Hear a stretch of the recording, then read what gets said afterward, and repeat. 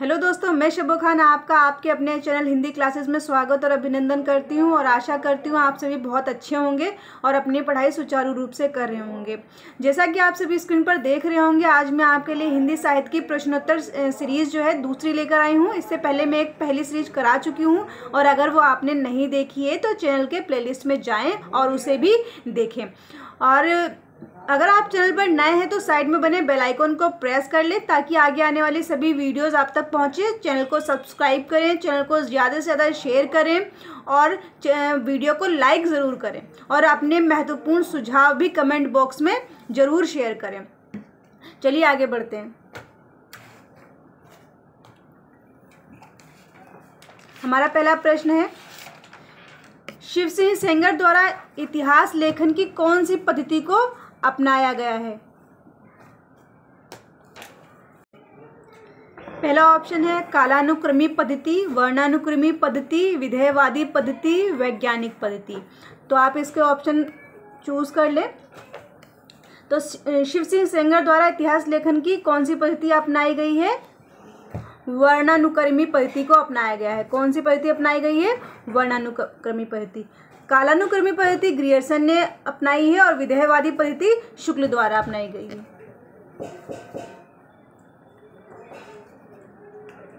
Asiatic society of Bengal की स्थापना कब की गई? 15 जनवरी 1884, 15 जनवरी 1790, 15 जनवरी 1788 या 15 जनवरी 1782। तो एशियाटिक सोसाइटी ऑफ बंगाल की स्थापना कब की गई है? 15 जनवरी 1784 को एशियाटिक सोसाइटी ऑफ बंगाल की स्थापना की गई है। और इसी के विशेषांक में जो ग्रियर्सन की modern vernacular literature of northern Hindustan है वो 1888 को इसी के विशेषांक में वो निकली थी। ग्रियर्सन का इतिहास ग्रंथ northern vernacular literature of northern Hindustan का vernacular literature of northern Hindustan Asiatic society of Bengal के विशेषांक में ही वो प्रकाशित हुआ था।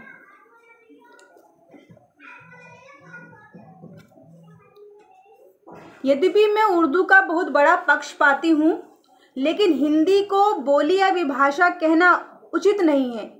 यह किसका कथन है?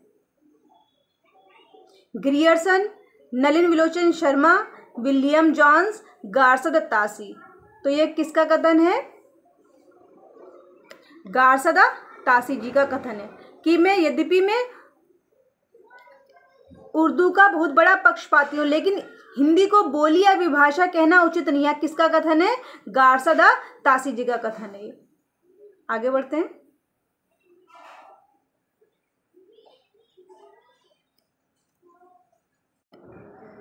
इस्तवार द लिटरेच्यूर एंदुई हिंदुस्तानी में कुल कितने कवियों का वर्णन है?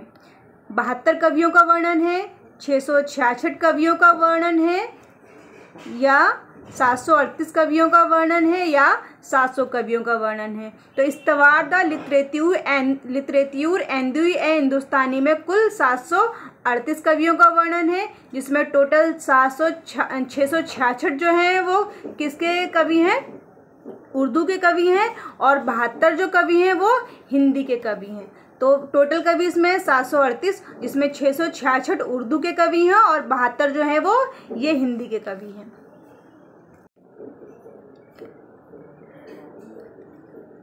अगला प्रश्न देखें।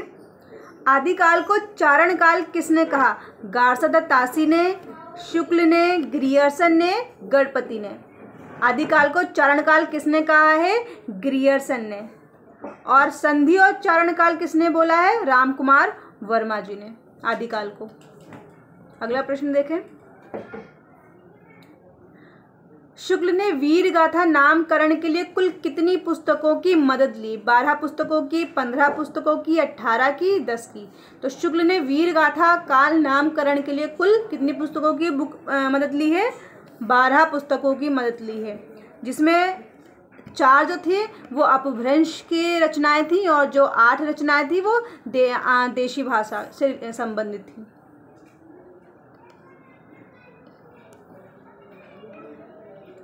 अगला प्रश्न देखें। हिंदी शब्द सागर की भूमिका किसके द्वारा लिखी गई? आचार्य रामचंद्र शुक्ल, हजारी प्रसाद द्विवेदी, ग्रियर्सन या सभी के द्वारा? तो इसका उत्तर क्या होगा? इसकी भूमिका जो लिखी गई है वो आचार्य रामचंद्र शुक्ल के द्वारा लिखी गई है, और इसका जो संपादन जो किया था वो किसने किया था,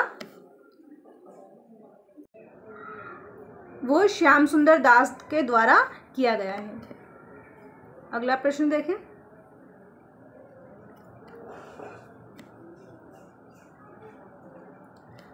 असंगत कथन है, इसमें आपको असंगत कथन देखना है, जो असंगत कथन है वही आपको टिक करना है ऑप्शन में।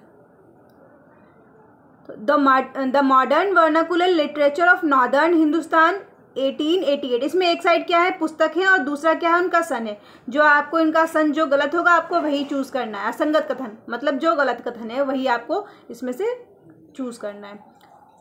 तो the modern vernacular literature of northern Hindustan 1888, ये तो बिल्कुल ठीक है, ये 1888 की रचना है। The modern vernacular literature of northern Hindustan, और किसकी रचना है, ये ग्रियर्सन की रचना है।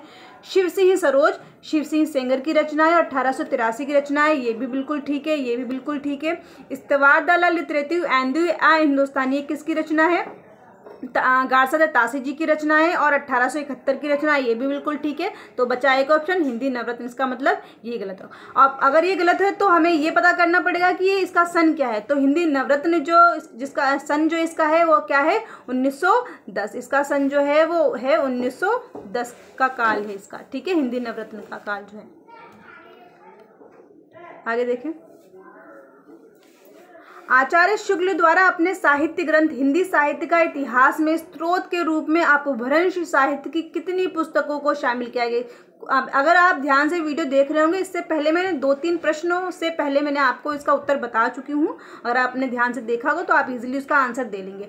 तो आचार्य शुक्ल द्वारा कुल 12 पुस्तकों की मदद ली गई थी, जिसमें 4 पुस्तकें अपभ्रंश साहित्य की थी और क्या था जिसमें 8 पुस्तकें देशी भाषा से संबंधित थी। जिसमें अपभ्रंश में 4 पुस्तकें थी, जिसमें विद्यापति की 2 पुस्तकें हैं, कीर्तिलता और कीर्ति पताका, एक हमीर है, ठीक है, और हमीर रासो है, दूसरी है विजयपाल रासो। 4 पुस्तकें ये किसकी हैं, अपभ्रंश की पुस्तकें, ठीक है। इसके अलावा 8 पुस्तकें किसकी हैं, देशी काल से, ठीक है, देसी भाषा से संबंधित। तो इसमें पूछा क्या गया है कि हिंदी शुक्ल द्वारा साहित्य ग्रंथ हिंदी साहित्य का इतिहास में स्रोत के रूप में अपभ्रंश साहित्य की कितनी पुस्तकों को शामिल किया गया। तो यहाँ क्या पूछा है, अपभ्रंश की पुस्तकों से संबंधित पूछ रहे हैं। तो आपको अपभ्रंश कितनी है, उसमें 4 पुस्तकें अपभ्रंश की हैं। तो इसमें इसका उत्तर क्या होगा, 4।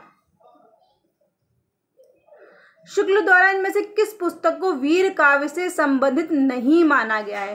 तो वीर काव्य से संबंधित किसको नहीं माना गया है, जैसे मैं अभी बता चुकी हूँ 9 पुस्तकें। शुक्ल, ये भी ध्यान रखिए आप, शुक्ल ने 12 पुस्तकों के स्रोत के रूप में प्रयोग किया अपने साहित्य में, और जिसमें 9 पुस्तकें जो थी वो वीर गाथा काल से इन्होंने बताया कि वो पुस्तकें वीर गाथा से संबंधित थे, जिनका प्रमाणिक तौर पर इन्होंने इस 9 पुस्तकों का सहारा लेकर ही शुक्ल ने वीर गाथा काल नाम दिया है, किसे, आदिकाल को। जो वो 9 पुस्तकें हैं उनमें से पूछ रहा है प्रश्न, उनमें से कौन सी पुस्तक जो है स्रोत के रूप में शुक्ल ने वीर काल की पुस्तक नहीं मानी है। तो कौन सी नहीं मानी है, बीसलदेव रासो है, पृथ्वीराज रासो है, परमाल रासो है या खुमान रासो।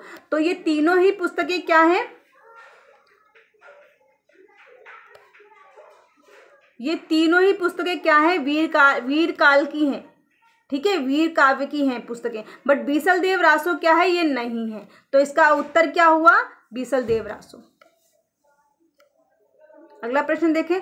शुक्ल द्वारा किसे बड़ा कवि वृत्त संग्रह की संज्ञा दी गई है। किसकी संज्ञा दी गई है, बड़ा कवि वृत्त संग्रह। तो शिव सिंह सरोज को बोला गया है the modern vernacular literature of northern Hindustan को, या मिश्र बंधु विनोद, या इनमें से कोई भी नहीं। तो शिव सिंह सरोज को तो सिर्फ कवि वृत्त संग्रह का है शुक्ल ने। तो ये भी ध्यान रखें कि शुक्ल ने शिव सिंह सरोज को सिर्फ कवि वृत्त संग्रह का क्या बोला है, शुक्ल ने शिव सिंह सरोज को कवि वृत्त संग्रह। The modern vernacular literature of northern Hindustan को बड़ा भारी कवि वृत्त संग्रह कहा है। क्या कहा है, बड़ा भारी कवि वृत्त संग्रह किसे कहा है, ग्रियर्सन की पुस्तक the modern vernacular literature of northern Hindustan को। और मिश्र बंधु विनोद को क्या बोला है, बड़ा कवि वृत्त संग्रह, मिश्र बंधु विनोद को बोला है, शुक्ल जी द्वारा बोला गया है। तो इसका उत्तर क्या होगा, सी, ऑप्शन नंबर 3, मिश्र बंधु विनोद, बड़ा कवि वृत्त संग्रह बोला है शुक्ल ने। अगला प्रश्न देखें, प्राकृत पिंगल सूत्र के संकलन करता है लक्ष्मीधर, बब्बर, रज्जब, सारंगधर या जज्जल। तो प्राकृत सूत्र क्या है? एक तो ये क्या है, ये जो चार नीचे के चार हैं ये नाम, बब्बर, रज्जब और सारंगधर और जज्जल, इनके क्या थे? कुछ छंद थे, जिन छंदों को मिलाकर क्या करा? प्राकृत पिंगल सूत्र एक ग्रंथ, एक प्रॉपर एक पुस्तक लिखी, संकलन किया है इन्होंने छंदों को लेकर, और पुस्तक का संकलन करा है किसने? लक्ष्मीधर ने। तो क्या है? प्राकृत पिंगल सूत्र के संकलनकर्ता कौन है? लक्ष्मीधर। और इसमें क्या है? बब्बर, रज्जब, सारंगधर और जज्जल के जो छंद थे उन छंदों का को प्रयोग किया गया है और उसे संकलित करके पुस्तकाकार रूप दिया है किसने? लक्ष्मीधर जी ने। अगला प्रश्न देखें, शुक्ल द्वारा रचित आलोचनात्मक ग्रंथ त्रिवेणी में कौन सा एक कवि शामिल नहीं है?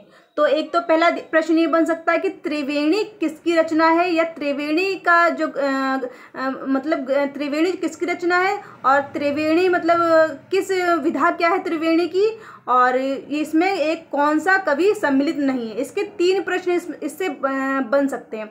तो त्रिवेणी एक तो आलोचनात्मक ग्रंथ है, ये ध्यान रखें, और दूसरा ये किसका आलोचनात्मक ग्रंथ है? शुक्ल जी का आलोचनात्मक ग्रंथ है। त्रिवेणी मतलब इसके त्रिवेणी नाम से ही पता चल रहा है कि 3 लोगों से संबंधित है ये। तो इसमें ये प्रश्न यहाँ क्या पूछ रहा है? इनमें से कौन सा संबंधित नहीं है, इनमें त्रिवेणी में कौन नहीं है? तो इनमें तुलसीदास जी हैं, सूरदास जी भी हैं और जायसी भी हैं। तो इसमें कौन सम्मिलित नहीं है? कबीरदास त्रिवेणी में संकलित शामिल नहीं है। तो त्रिवेणी क्या है? आलोचनात्मक ग्रंथ है, और किसका ग्रंथ है? शुक्ल जी का ग्रंथ है, और इसमें क्या है? तुलसीदास, सूरदास और जायसी से संबंधित उन्होंने आलोचना की है और ग्रंथ है इनका। और इसमें कौन शामिल नहीं है? कबीरदास जी शामिल नहीं है। अगला प्रश्न देखें, कविता कौमुदी किसकी रचना है? मिश्र बंधु की है, श्याम सुंदर दास जी की है, रामनरेश त्रिपाठी की है, या वियोगी हरि की है? तो कविता कौमुदी किसकी रचना है? रामनरेश त्रिपाठी की है। अगला प्रश्न देखें, और वियोगी हरि की ब्रज माधुरी सार है पुस्तक का नाम। मिश्र बंधु की मिश्र बंधु विनोद है। शुक्ल जी को, अगला प्रश्न देखें, शुक्ल जी को इतिहास पंचांग के रूप में प्राप्त हुआ था, उन्होंने इसे मानवीय चेतना से अनुप्राणित कर साहित्य बना दिया, किसका कथन है?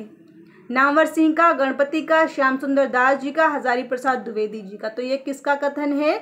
नामवर सिंह का कथन है कि शुक्ल जी को इतिहास पंचांग के रूप में प्राप्त हुआ था, उन्होंने इसे मानवीय चेतना से अनुप्राणित कर साहित्य बना दिया। अगला प्रश्न देखें, स्वयंभू को अपभ्रंश का पहला कवि किसने माना? आचार्य शुक्ल ने, नामवर सिंह ने, रामकुमार वर्मा जी ने, महावीर प्रसाद द्विवेदी जी ने? तो किसने माना है?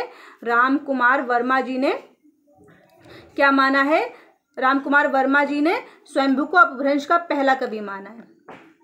महाकवि बिहारी किसकी रचना है? महाकवि बिहारी किसकी रचना है? हजारी प्रसाद द्विवेदी की, महावीर प्रसाद द्विवेदी की, गणपति चंद्रगुप्त की, या कोई नहीं? तो इस किसकी रचना है? महाकवि बिहारी गणपति चंद्रगुप्त की रचना है महाकवि बिहारी। आदिकाल को संक्रमण या परिवर्तन काल किसने कहा? सुमन राजे ने, रामखेलावन पांडे ने, रामकुमार वर्मा ने, या डॉक्टर शंभुनाथ सिंह ने? तो आदिकाल को संक्रमण काल किसने कहा है? रामखेलावन पांडे जी ने आदिकाल को संक्रमण काल कहा है। महावीर प्रसाद द्विवेदी ने आदिकाल को किस नाम से बुलाया? आदिकाल, वीरगाथा काल, वीर काल, चारण काल, ये काल है, काल है ये चारण काल है, बीजोपन काल। चारण काल तो ग्रियर्सन ने बोला, आदिकाल शुक्ल ने बोला है, वीर गाथा का आदिकाल हजारी प्रसाद द्विवेदी ने बोला है, वीर गाथा काल शुक्ल ने बोला है, चारण काल ग्रियर्सन ने बोला है, बीज वपन काल किसने बोला है? महावीर प्रसाद द्विवेदी जी ने। पुनर्जागरण काल किस काल को बोला जाता है? आदिकाल को, द्विवेदी काल को, भारतेंदु काल को, या छायावाद को? तो पुनर्जागरण काल किस काल को बोला जाता है? भारतेंदु काल को पुनर्जागरण काल भी कहा जाता है। हिंदी साहित्य 20वीं शताब्दी किसकी रचना है? नगेंद्र की, नंदुलारे वाजपेयी, डॉक्टर टीकम सिंह तोमर, लक्ष्मी सागर वार्ष्णेय? तो किसकी है? नंदुलारे वाजपेयी जी की कौन सी रचना है? हिंदी साहित्य 20वीं शताब्दी। इसके अलावा नगेंद्र की हिंदी वांग में 20वीं शताब्दी है नगेंद्र की। ध्यान रखिए, इनमें थोड़ा सा माइनर सिर्फ चेंज है इसमें। हिंदी साहित्य 20वीं शताब्दी जो है वो नंद दुलारे वाजपेयी की है और हिंदी वांग में 20वीं शताब्दी नगेंद्र की है। ध्यान रखें आप इसको। फोर्ट विलियम कॉलेज की स्थापना, एक बात और मैं आपसे कहना चाहूँगी, अगर जो भी इंपॉर्टेंट पॉइंट्स लगते हैं आप उसे कॉपी पेन साथ में रखिए और नोट ज़रूर करते रहें। अगला प्रश्न देखें, फोर्ट विलियम कॉलेज की स्थापना कब हुई? 10 जुलाई 1800, 16 जुलाई 1893, 16 जुलाई 1819 या 10 जुलाई 1800? तो फोर्ट विलियम कॉलेज की स्थापना कब हुई है? 10 जुलाई 1800 ईस्वी को।